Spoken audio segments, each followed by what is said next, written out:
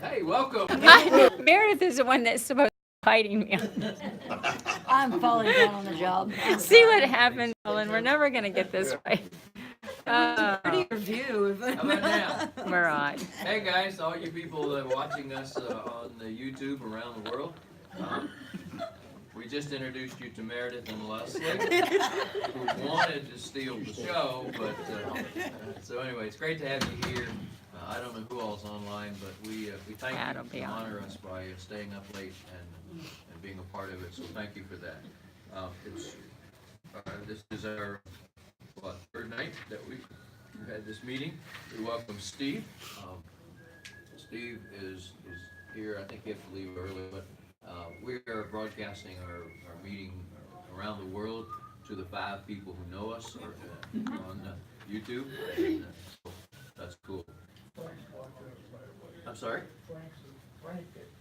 Frank Salava watching us? He's watching us. I called him before I left. Hey Frank, we miss you. Good to have you watching us. Frank wanted, he was here in Panama City last time we were here, and his mother actually got really broke her hip while we were here, and so he wasn't able to make it this time. But thanks for watching. Deployment. You now are three days into it. We've had our first full day's work. I'll ask for God moments later. We'll look at scripture in a moment, but just general impressions. What are you thinking? What are you feeling? What's going through your mind? Anybody? Yeah. I think it's a really great deployment. I think it's one of the funnest ones I've been on. Yeah, it is fun. It has been fun. You accomplished a lot today. I mean, that's huge, which we'll talk about in a moment, probably. But I've just been so impressed with all of you. Let me go on record once, since we're online, that I'm impressed with all of you. Okay? Usually I reserve that for a couple of you that I have suspicions about. But, Thank you. Today I'm going to give you an affirmation and just say I really am proud of all of you. Some general impressions. What are you thinking? Yeah. Well, I'm once again thankful for the weather, because the weather we had in January was phenomenal. And today, it was such a blessing to be working outside. And there were so many times I was just standing there thinking, Lord, you are so good to us. I mean, I needed a sweatshirt part of the day, and the sun was shining, and some of you are aware I hate the heat, and it just felt glorious to be here and to be outside and doing whatever we could. Really special day, especially since we had come thinking it was going to rain all week. And it still may. We may get some rain, but He still loves us. That's great. Yeah, the weather was incredibly good, better than we had hoped for. Anybody else? Just general impressions. What about deployment? I just loved it. I just enjoyed so much working with each and every one of you guys. And it was just an emotional time for me. Just helping this woman. Had we not been there, it wouldn't have happened for her. Yeah. Felt good. It felt really good. Wouldn't you have liked to have been there when she got home tonight? Yeah. It was just, it's really special. You made an impact. You really, really did. Anybody else? General impressions? The blessing that comes with deployment, it's one thing to send your money somewhere to help somebody or to do this, or it's another thing to be there in person, doing it. Being Jesus, when the disciples, said, send the crowd away that they can get something to eat. Jesus said, you give them something to eat. And Jesus said, what do you have? And we don't all have the same talent. We don't have the same ability, And little alert kids talking about the old people. The first time I signed up for, it was Wilmington was my first deployment. And I am thinking, there was a retired person. Then when I got there,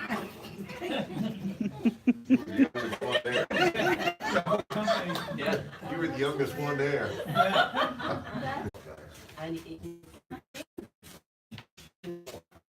because somebody's going to be there for us. None of us know if The bread and the fish that they had did not multiply until I wouldn't think I don't know if you noticed it, but here we are 3 days tomorrow and make a difference. And you'll get up Wednesday and make a difference. Because this little bit that we have, when you pour it out, just keeps multiplying. And what do you want to bet? You're going to go home with 12 baskets full of something or other. Amen. And you'll think, how did I, one of these old people, except for Salita and a couple of you guys sitting down there. We're much older than those kids, all right?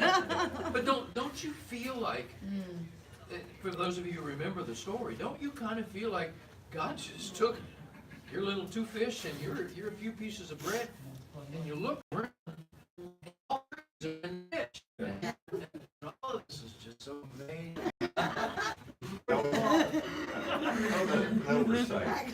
Yeah, It was an oversight. it was truly. But But So- it took us all together. yes, Yes. yes. So cool about it. And you think about this. Jesus didn't ask Peter to feed them, which would have been the logical choice if you're going to pick one. But there was this sense that it needed to be all 12 of them working together. Don't you imagine Peter looked over at John and says, "How's this going to work? Yeah. How's this going to work?" And what do you want to bet? John looked back and said, "I don't know, but I trust him." And a couple of the others said, "I don't think this is going to work very well." And somebody else, what I'm saying is that when one or two of you got tired and you looked around and somebody's encouraging you and you take a break, and the next thing you know, you're right back there picking up stuff again. That's the way the body works. And I guarantee you, if we had separated all 16 of you into your own private space, and then we tried to add all of the work that each one of you did individually together, it wouldn't be a shadow of what you were able to do in the group. Right. Because that's the way this thing works, and to be honest with you, I think that's what probably our young friends don't get yet. I think they got it today. Well, I mean, I'm sure they saw it, Right. but what they probably don't get is that not one of us would be able to be this productive at home. We're more productive. It's not because we're superhuman old people. It's because we are, well, again. But you understand the point I'm trying to make? It's that it's this team that makes this work. God just takes a few fish and a few pieces of bread, and he dumps it into this group, and he says, "Now you feed them." And how amazing is that? That's why I keep coming. I mean, I'm probably next to, if not the oldest person. I guess I'm the oldest person here. I'd say. How's the beach? It doesn't matter. But responsible for all some of it. But it starts early. Anyway, it's long and it's grueling.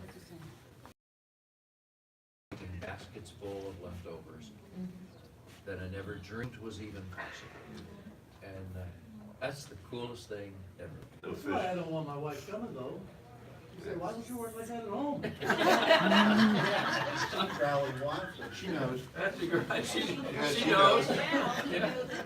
The reason that he doesn't want his wife to come is because she would work him under the table and he would be embarrassed the entire time. She would have said, "Get off the roof. I'll finish this tarping right now." So anyway, any other general impressions before we get into the book? Just deployment. Maybe it's your first time, and you just say, "I didn't expect this. I didn't anticipate this." Anyway. I think most people, if you looked at this group of people and said, we're gonna go cut trees all day long and laugh at us. Some of them around the country have laughed at us at home. Well, yeah, I mean, that's normal. But the reality is, like you said, combined, the strength of the group is phenomenal. Solomon said it best, a cord of 3 strands is hard to break. Yeah. And you saw that today. I mean, we took down some big ones.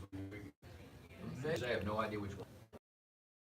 Yeah, and that's the one Jill said, hey, this one, I think you can carry this. You take it. So, but seriously, isn't it cool to realize that when you drove away, it wasn't, okay, Meredith did this one and I did this one. It was like, look what we did. That's just cool. Somebody else, just general questions, and then we'll get into the book. Anybody? I was just thinking about, you know, the last time we were here, we were talking, we picked a woman up at Walmart, Yeah. and she looked down through the bus and said, oh, I don't know if you people realize how much work I have, I don't think you can do it. Yeah. She did. She looked at the bus. We picked her up at Walmart, and she got on, and she and I were having this conversation, and she said, did they tell you what much work I had to do? I said, yes, right here in the order. She said, I don't think y'all can handle this. And I said, why? She said, well, first of all, it's the oldest bunch of people I've been around. Oh, did she really? Yeah. Oh, that's funny. Yeah, she did. And secondly, she said, and not only the old, but you got a bunch of women on here. She did. I'm not kidding. And she wasn't being facetious. She just didn't know what God could do when He puts 5 loaves and 2 fish in the hands of a bunch of people. And when hers, if you could see what we did for Tricia today, it was probably 10 times. 10 times that, easily. And at the end of the day, it was as clean as what you saw. And it's just, how amazing is that? How amazing. Anybody else? Just general impressions. Anybody? I just kept thinking the whole time we were there, one line that Pastor Luther said yesterday, it was live by grace. It makes you strong, it makes you grateful, and it makes you overflowing with gratitude. And that's how I felt. You could almost, We all were. you could almost touch it. It was just, it was. Read that statement again. This is something you want to remember. Live by grace, it makes you strong, makes you grateful, overflowing with gratitude. Kids sent pictures of these logs in the promo for the trip. Hey, come go with us and have the opportunity to put this in a wheelbarrow and carry and haul it to the street. How many of you would have said, that's me, I can handle that? Yeah, sign me up. Yeah. None of us would. Bigger than we're able to handle. But it is. Use this saw. That's right. Yeah. Okay, come join us. You'll be able to use a chainsaw. So how cool is that? So, and it makes you strong. It makes you grateful and overflowing with gratitude. I think all of those were consciously almost out there. That's great. Anybody else? General impressions? All right. On page 52, scripture reading for today was Psalm 32. I made reference to the background of Psalm 32 one night, whether it was Saturday or Sunday, I don't know. But you know that this was the psalm that David wrote just before he wrote, or actually probably right after he wrote Psalm 51. Psalm 51, David is praying for forgiveness, asking God to restore him. And then after that restoration occurred, he looks back and realized what he had been experiencing in his own being over that last year. And this Psalm 32 is a reflection of that. Again, I'm not looking for it necessarily in order, but what verse or verses, what phrases jumped off of the page, and you say, "Wow, I'm glad I read this week, this time." penetrated my heart. What did you read? Yeah, Verse 8, verse 8. because that's been my last year. I will guide you along the best pathway for your life. Yeah. And like, that is just so strong. I will guide you along the best Best pathway for your life. of your life. Places that we really enjoy, or places that we like riding is in the mountains on switchbacks. And it's really cool riding a motorcycle on switchbacks where if you look over and you realize I'm a foot from falling off the edge of this thing. You know, you just ride around and it's really cool, beautiful place to go. And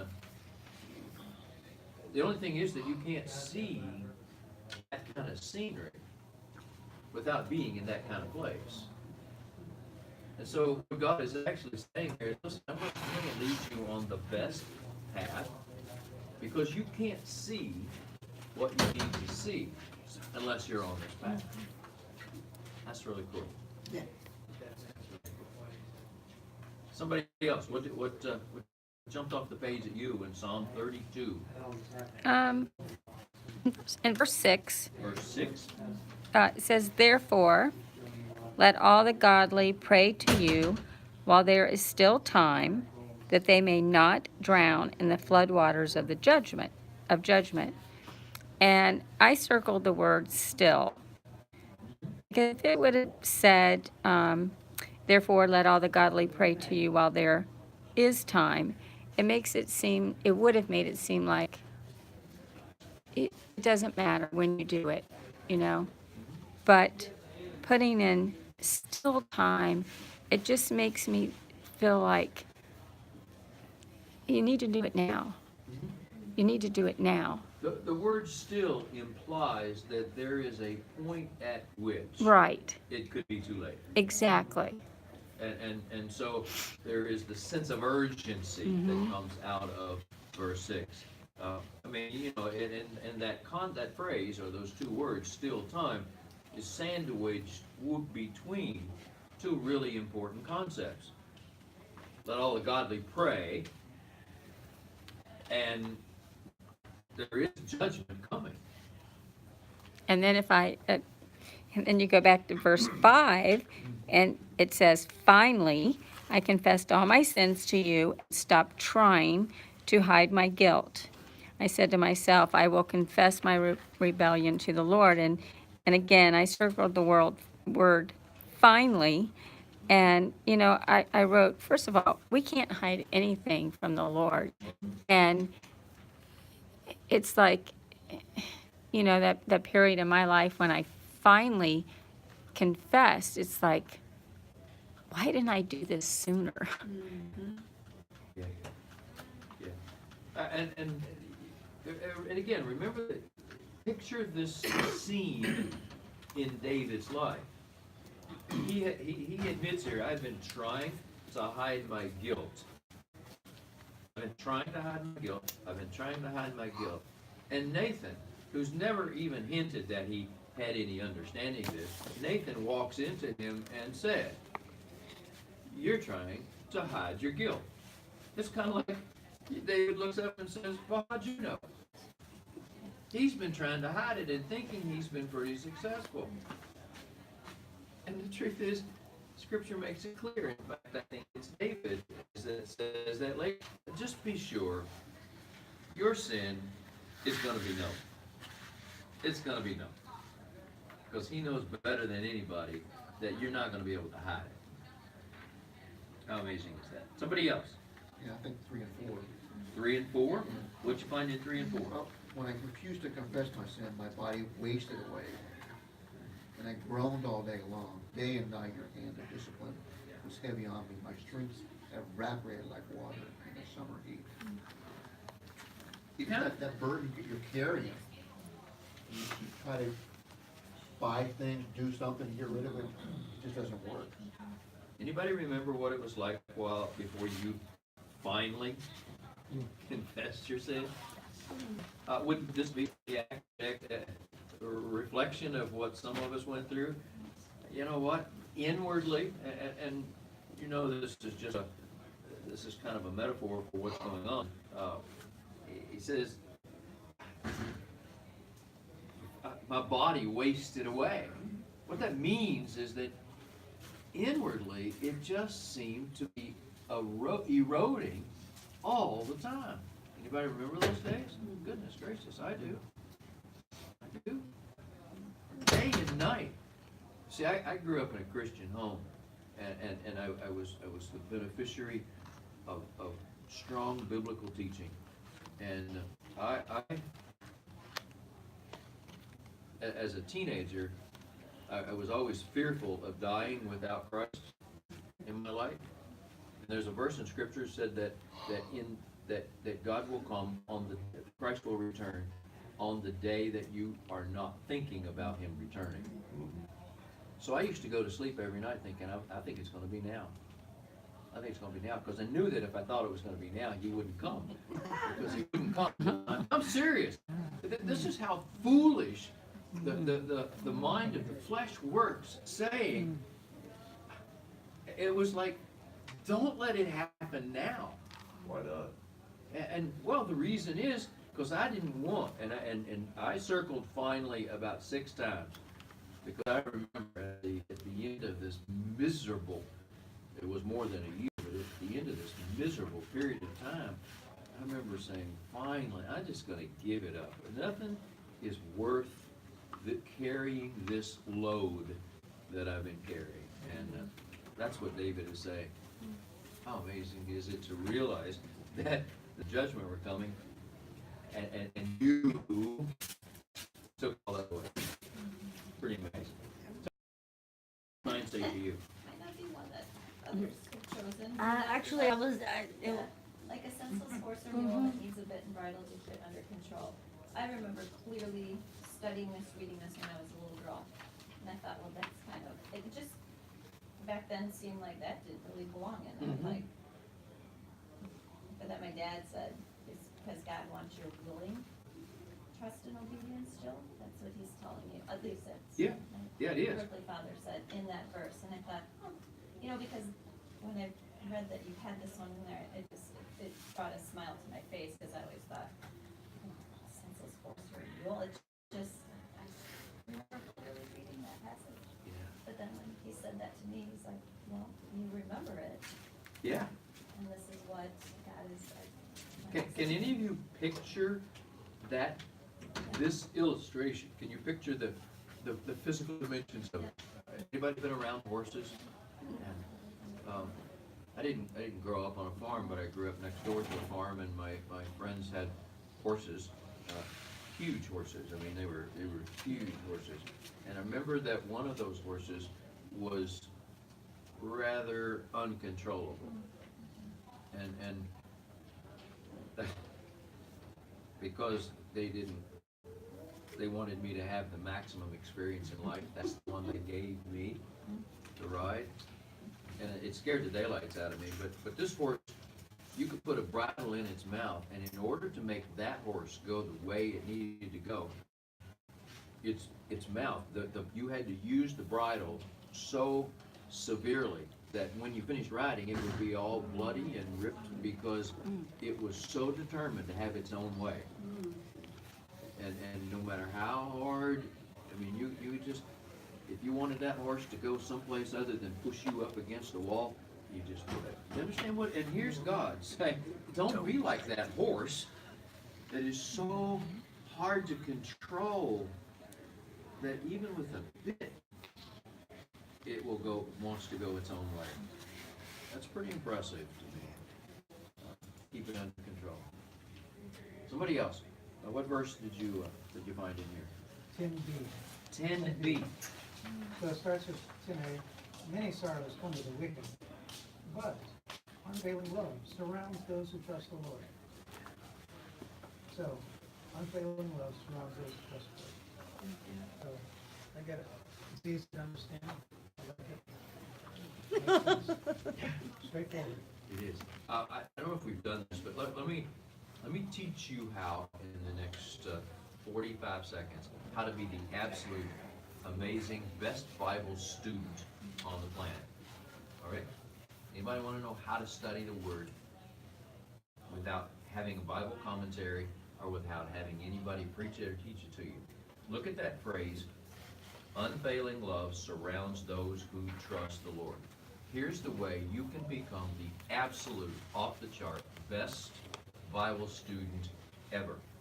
All you do is to take each word and you define what that word means as it's applied to the message of this statement. Okay, what's the message, the overall message of the statement?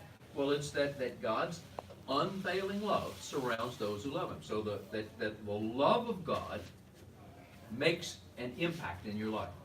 But look at the word unfailing. What does that word add to the message? It's agape love.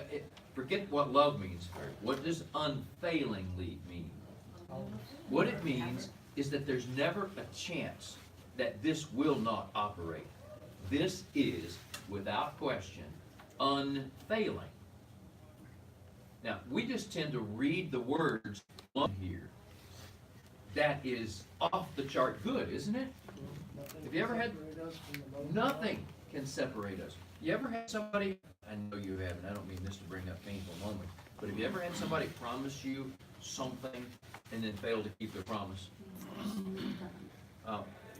Some of you, some of us, have not necessarily had good father figures. Have you ever had a father promise you something that didn't come through with it? What this says is that whatever the rest of the message of that those words mean, it will never fail you. All right, now look at the next word. What does love mean? As John said, it's agape love, which means it's not like the love of the people that you know around you, but it's also a love that is conditional, in that it's not based on your performance. It's not based on how good or who you are. So what the psalmist is saying in just those 7 words is that this ability God has to never, ever fail us means that it isn't because He thinks we're somehow pretty good. It's love that is unconditional. All right, now what's the word surround add to it? What it means is that I'm in this bubble. I'm completely in this bubble. And what's the bubble? God, who looks at me, sees me for who I am, and has this amazing amount of love for me, so much so that it never fails when I do.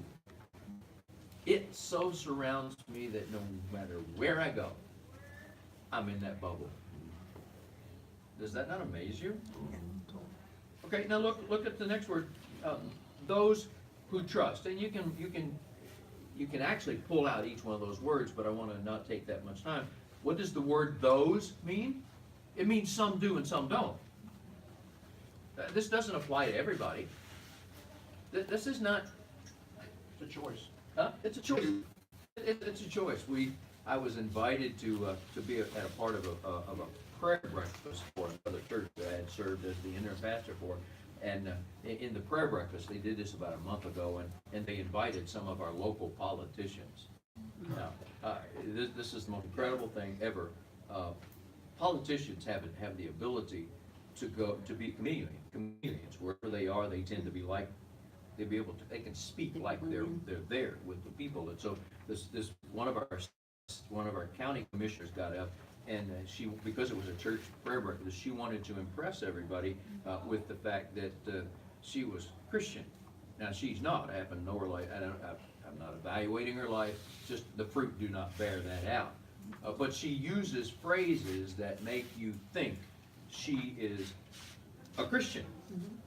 And there are a lot of people who believe that kind of stuff.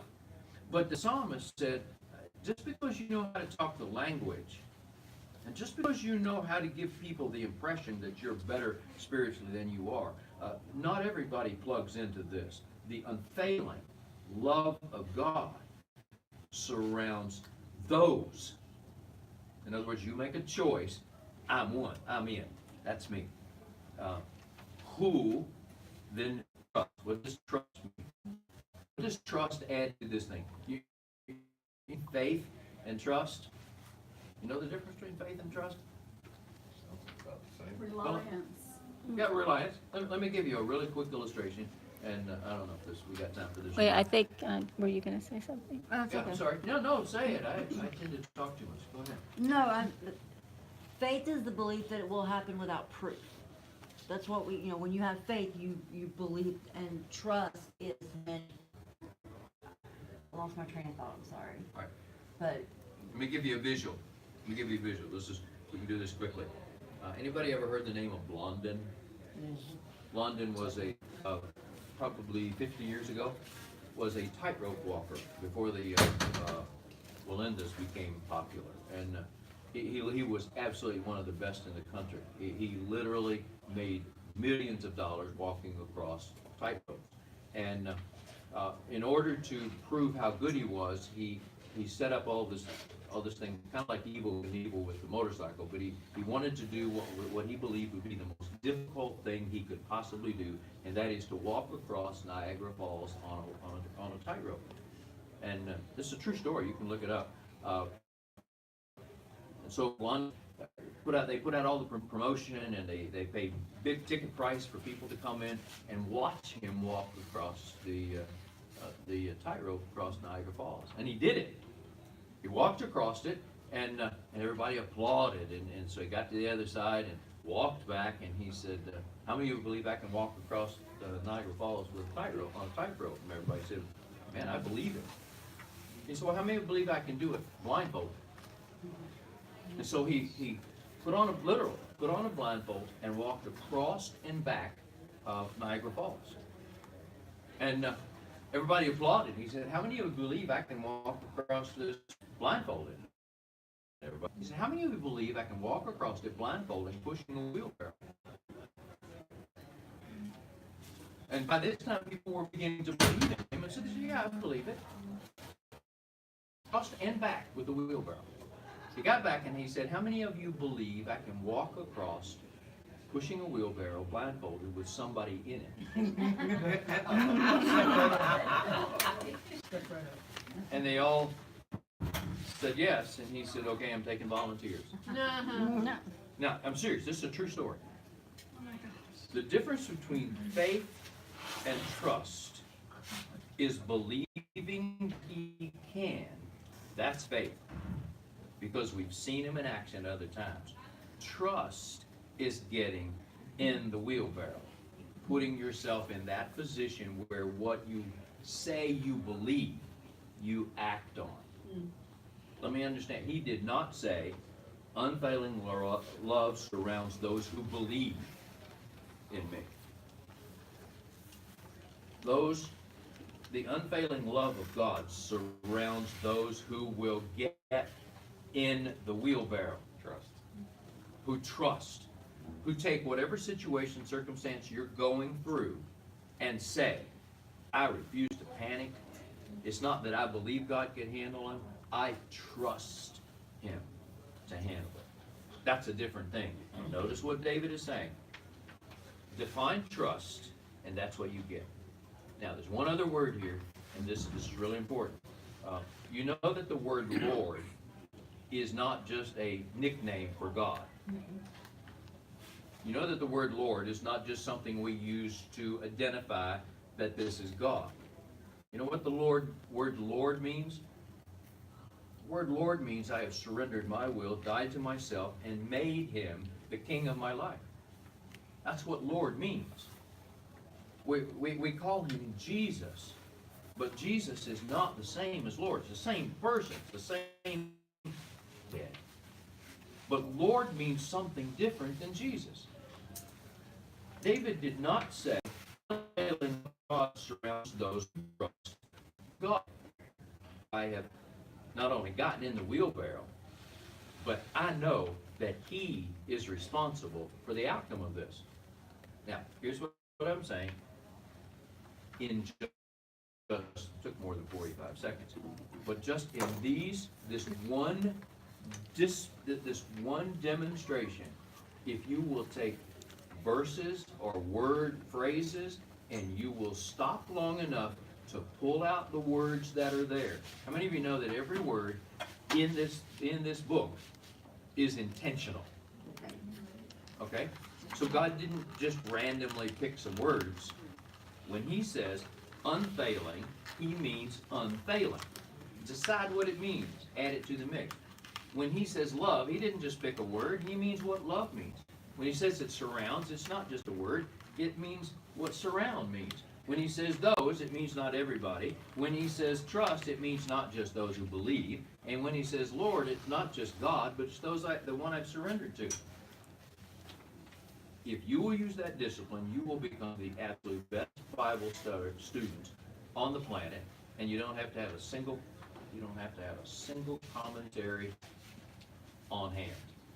Take the words, define what they mean, what they add to the message, and you got it. All right, that's for free, and you don't even have to remember who said it. What else did you find here, really quickly? What time is it? 8:20. 8:20. All right, we're good. We're good. I'm sorry, 8:45. Somebody else? Anything else that you saw here? I think they again defines the grace of God. He said the person whose sins were forgiven, who God has removed their iniquity. So to really experience all that we have said, it begins with God removing our sins. Absolutely. Yeah, so a lot of people will tell you God's gonna do. I find it sometimes witnessing, and even to family members, they are not getting the point that yes, He will do these things, but like you said, He has to be the Lord of your life. Has to be and Lord. the first thing for Him to become Lord of your life, then we can't, or sin separate us from God. That's it. So we have to have that sin cleansed. Absolutely true. And did that through his atoning sacrifice. So even more than what David experienced, we experience what Jesus did for us. And so to receive from him, we have to come to that place. And whether it's a lot of people have guilt, even in the storm, they might think God is punishing them for different things. So sometimes we have to when you talk to people about it, you have forgiveness. Joy. 11. Shout for joy. The natural response of a forgiven person, over and over and over, it says joy. Did you notice when he forgives your sin, what he promises to, what he offers you? Let me give you a couple of examples. Verse 7, he's our hiding place.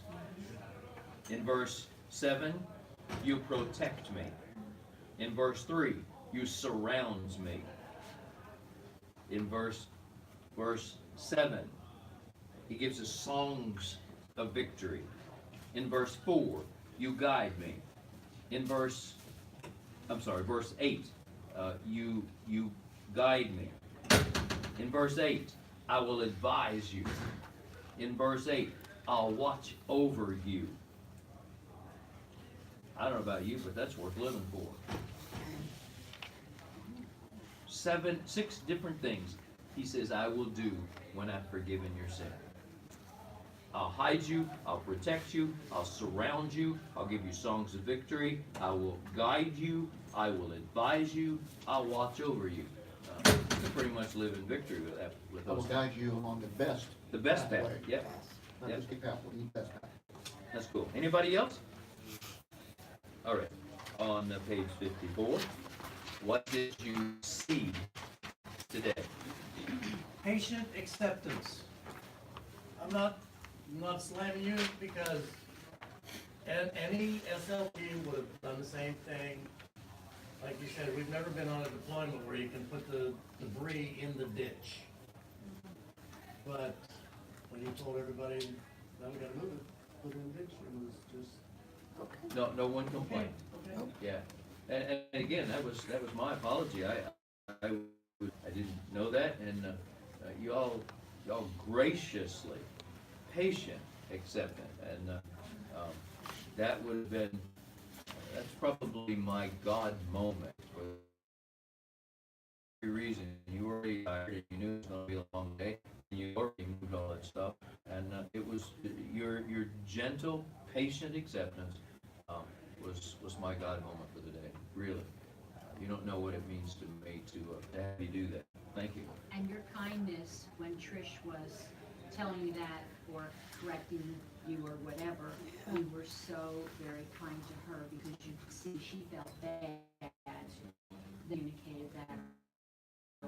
I was very proud of you for the way that you handled that because you could have been like, we've never been something, well, this sounds crazy, but you were just like, I'm sorry, you misunderstood, or whatever, and we did, and I think we followed suit with how we started handling it.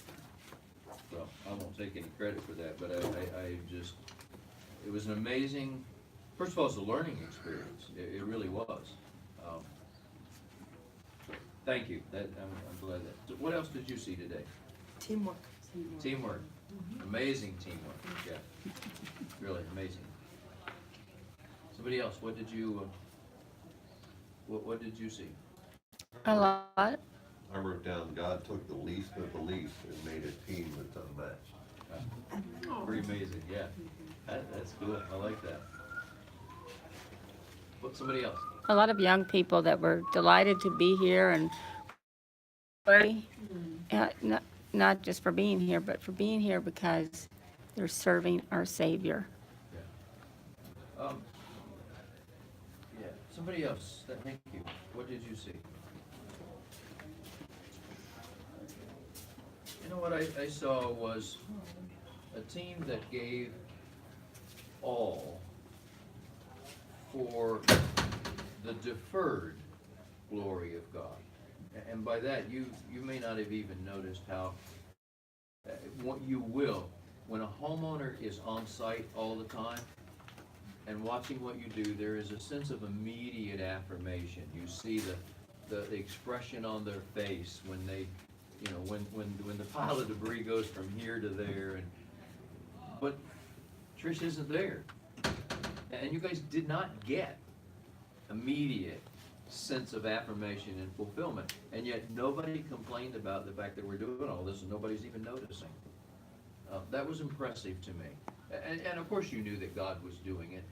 But how many of you know that sometimes knowing that God's watching, we still kind of long for somebody else to notice. And because the homeowner wasn't there, what I saw is that it never seemed to affect you at all that you weren't under the watchful eye of someone else. And I don't want to demean you spiritually, but I'm not sure we always are thinking, oh, that's okay, I'm doing this for God. I'm not sure always thinking about that.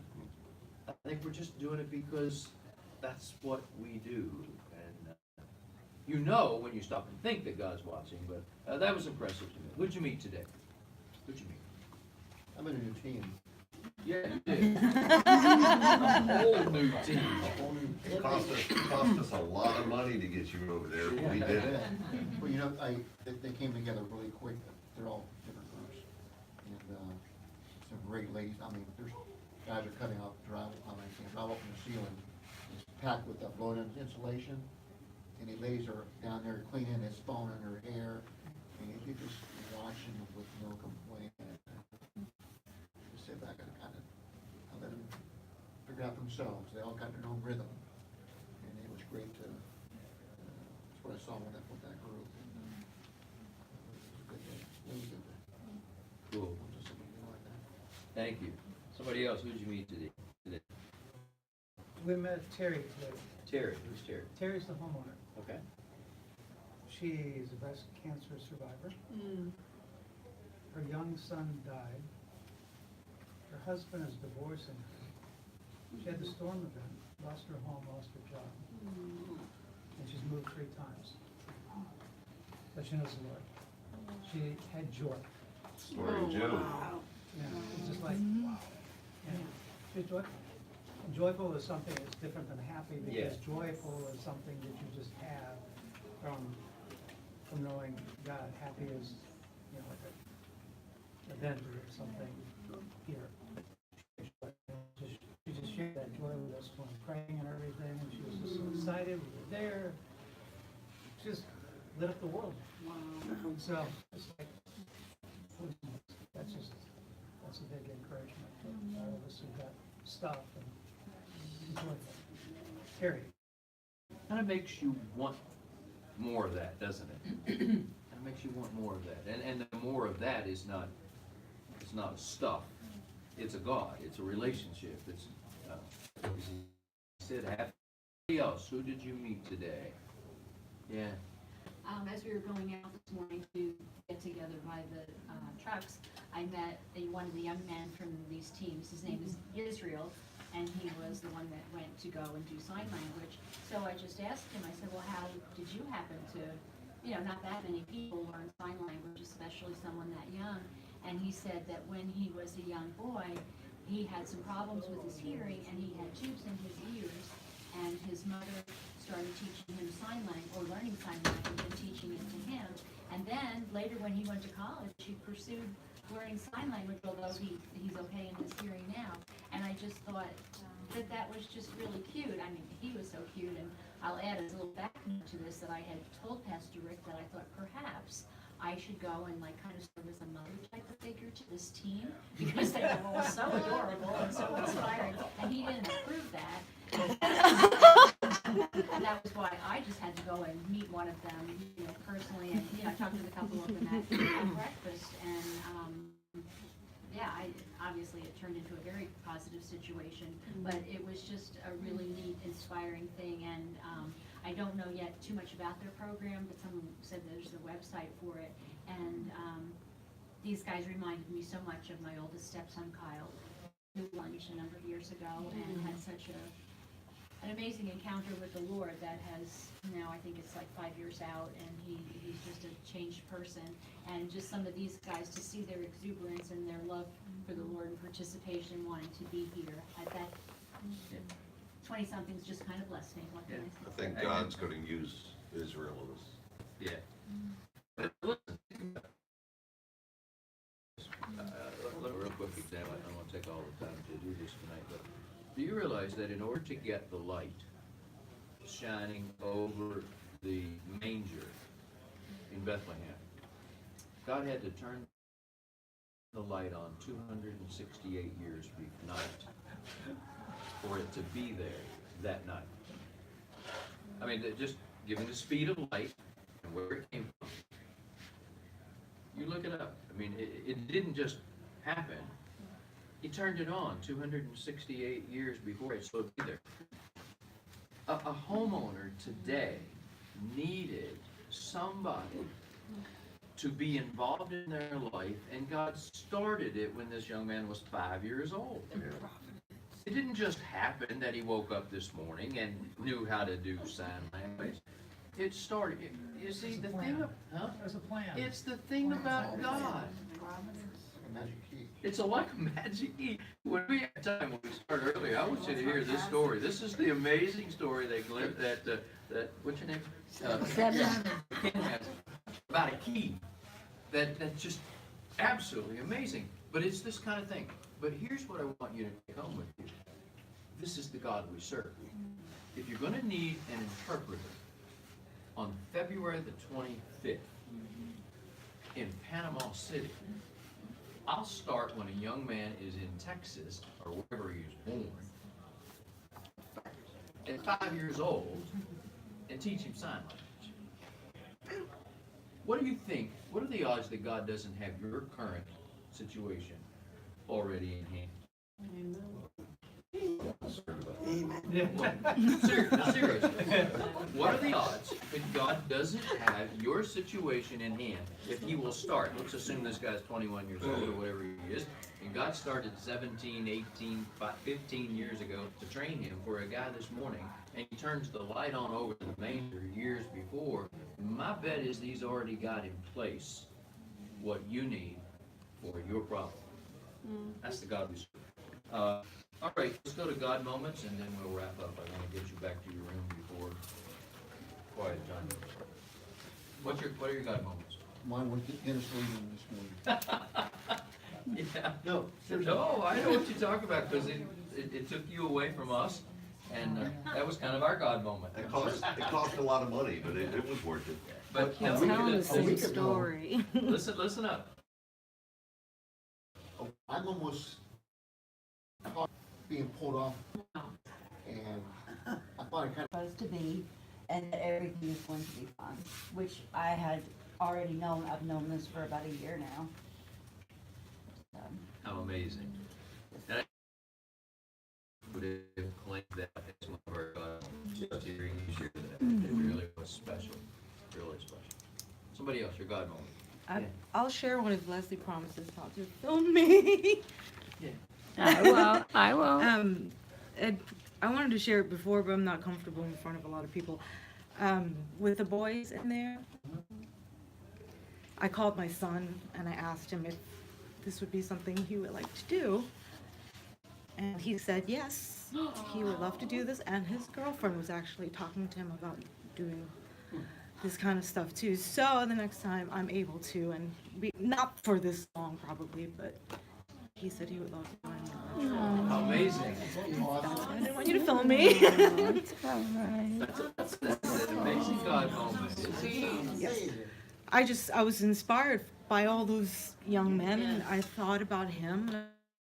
I thought about his friends, Fire and Rescue, and the other one is in the military. And during my husband's memorial, they cleaned up everything for me. I didn't even ask them anything, and I just watched them raising their hands, one after another. And I was like, these kids are exactly what people need in their life in a hard time. What America needs right now. How amazing. What's your son's name? Navin? Navin? That's amazing. Sorry. I just have a new God moment. No, that's a praise report. Don't be sad. Yeah, that's great. Somebody else. I just want to say, before we close up, can we pray for our sons? I'd like for my son to be thrown into a situation like that. Good point. absolutely. Good point. We can.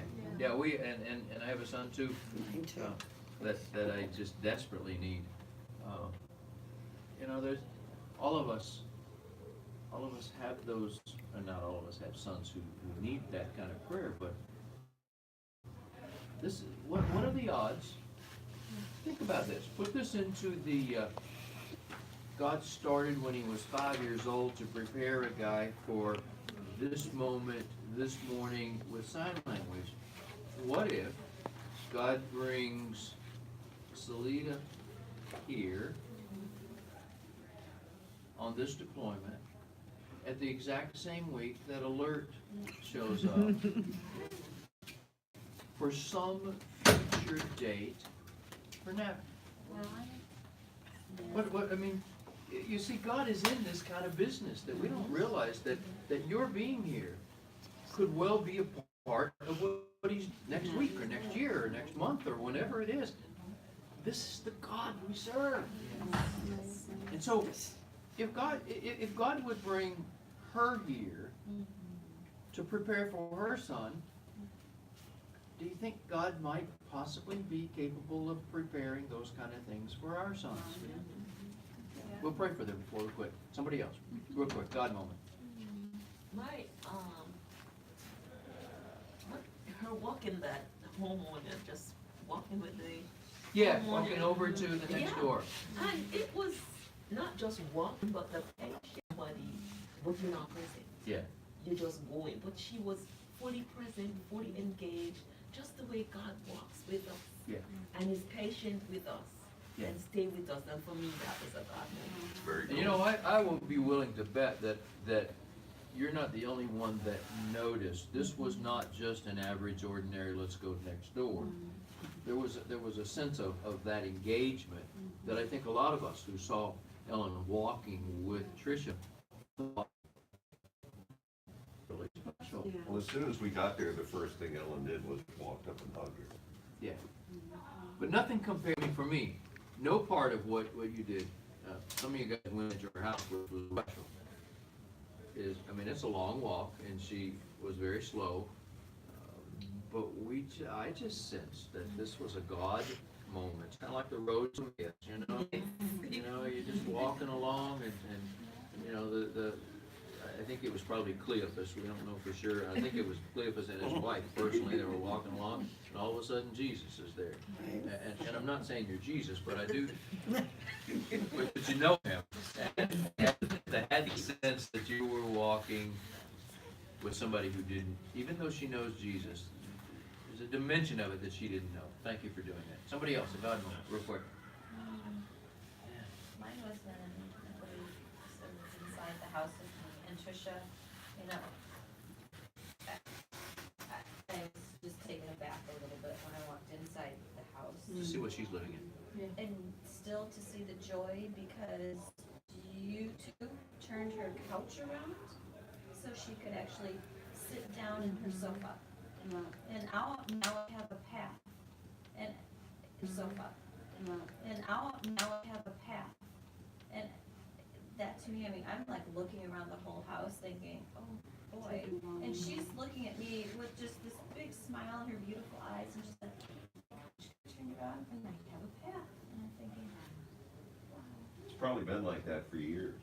Well, I don't know, but just, you know, it was just that tiny thing that made her so happy and so thankful. And I'm like, wow. This is the significant thing you need to remember. It takes so little to make a difference. It takes so little to make a difference. Oh, boy. There's a phone call right now. That takes so little to make a difference. All right, anybody else? God moment. God moment. Thank you. All of you, thank you for sharing. Who of you have, let's not just one, who of you have sons, particularly, who need divine intervention? Then let's have you stand, and we're not going to ask you to describe the situation because God doesn't give us instructions. Let's have you stand right here in the middle. Now, let's just spend a Do you wanna moment and end- just pray for you. You want to?